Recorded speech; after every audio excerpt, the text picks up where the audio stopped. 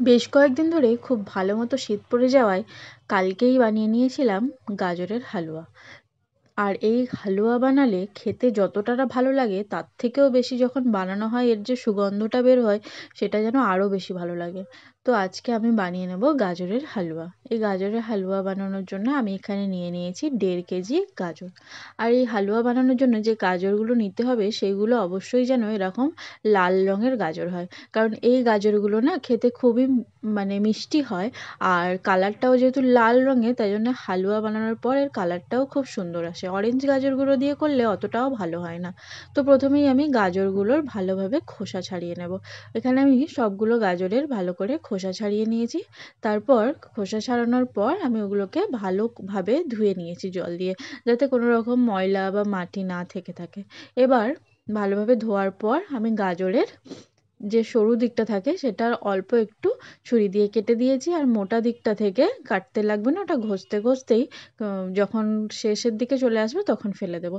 তো এটা দেখো, এটা দিয়ে আমি এরকমভাবে ঘষে নিচ্ছিলাম, আর পুরোটাই আমি এরকমভাবে ঘষে নেব। তো আমি পুরোটা করতে পারিনি, আমার হাজব্যান্ডও অনেকটাই হেল্প করেছিল। আর এখানে দু রকম গাজরের মানে ঘষার পর গ্রেট করার পর দু রকম শেপ হয়েছে, কারণ দু রকম গ্রেটার দিয়ে করেছিলাম দুজন মিলে, যার জন্য। আর এখানে গ্রেট করা হয়ে গেলে আমি একটা কড়াই গরম হতে দিয়েছি, আর তার মধ্যে দিয়ে দিয়েছি ওই 100 গ্রাম মতো ঘি। ঘিটা ভালোভাবে গরম হয়ে গেলে তার মধ্যে আমি দিয়ে দিয়েছি 4-5টা তেজপাতা, আর দিয়ে দিয়েছি 5-6টা এলাচ, মানে ছোট এলাচের ফাটিয়ে দিয়েছি। তারপর একটু নাড়াচাড়া করে নিয়ে আমি ওর মধ্যে দিয়ে দিয়েছি ওই গ্রেট করে রাখা গাজরগুলো। গ্রেট করে রাখা পুরো গাজরটা দেওয়ার পর কিছুক্ষণ একটু নাড়াচাড়া করে নিতে হবে।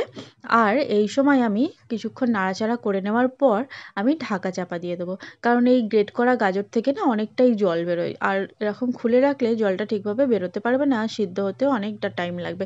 তার জন্য এরকম ঢাকা চাপা দিয়ে দিয়েছিলাম। আর যখন দেখবে যে গাজরের পরিমাণটা একটু কম হয়ে এসেছে তখন ঢাকাটা খুলে আবার একটু নাড়াচাড়া করে দিতে হবে। এরকম গাজরের হালুয়াটা মাঝে মাঝে একবার করে ঢাকা খুলে খুলে নাড়াচাড়া করে দিতে হবে। আর যখন বেশ ভালো মতো জলটা শুকিয়ে যাবে তখন তার মধ্যে আমি দিয়ে দিয়েছি এখানে 500 গ্রাম ফুল ফ্যাট মিল্ক। তোমরা যদি চাও আরও একটু বেশি পরিমাণ দুধ ব্যবহার করতে পারো। আমি যেহেতু এখানে আবার গুঁড়ো দুধও ব্যবহার করব, যার জন্য আমি লিকুইড দুধটা 500 গ্রাম দিয়েছি, তোমরা চাইলে আরও বেশি দিতে পারো। তারপর আবার ঢাকা দিয়ে ফুটতে দিয়েছিলাম। তারপর কিছুক্ষণ পর পর একবার করে ঢাকা খুলে দিয়ে নাড়িয়ে দিতে হবে, যাতে পুড়ে না যায়। আর এরকমভাবে ঢাকা চাপা দিয়ে করলে না খুব সুন্দর মানে তাড়াতাড়ি হয়েও যায়। তো একবার করে আমি মাঝে মাঝে এরকম ঢাকা খুলে খুলে নাড়িয়ে দিচ্ছিলাম। আর একটু দুধটা যখন শুকিয়ে আসবে তখন তার মধ্যে আমি দিয়ে দিয়েছি 1/2 কাপ মতো পাউডার দুধ। পাউডার দুধটা দেওয়ার পর ভালোভাবে একটা খুন্তির সাহায্যে নাড়িয়ে চাড়িয়ে দিতে হবে।